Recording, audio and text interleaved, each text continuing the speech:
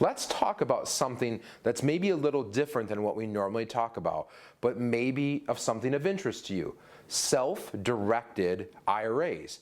Well, simply, what is this? It's an IRA that you basically can hold things other than, I'll call them, traditional investments, mutual fund stocks, all that sort of stuff.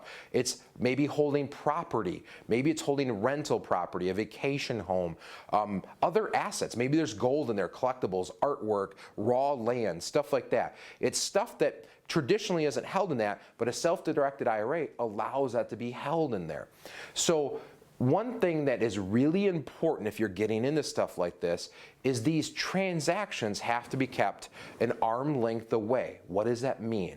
Basically, you cannot have any personal benefit from that asset. Let me give you an example. Let's say I own a home in Florida, okay, and I have it in one of these self-directed IRAs. Me and my family could not go vacation and stay in that home even for a day or a week because that would be a personal benefit. So if I own that home in Florida, I have to rent it out, let it sit there, and that sort of piece. I just can't have personal benefit from that. The other thing is all expenses, income and expenses have to be withheld inside of that. So let's use the same example, this home in Florida. Maybe I'm down in Florida for the weekend and I'm not staying there, but maybe I'm going to mow the lawn, okay? I'm mowing the lawn and I say, my time is worth something, I'm going to pay myself for that. Nope, it has to stay in that. That would be a personal benefit. I'd be getting something. So those expenses have to stay in that and it cannot come back to you as the individual. You can pay somebody else to do it, just can't pay yourself to do that. Also, you want to have a third-party custodian holding this and reporting what's going on.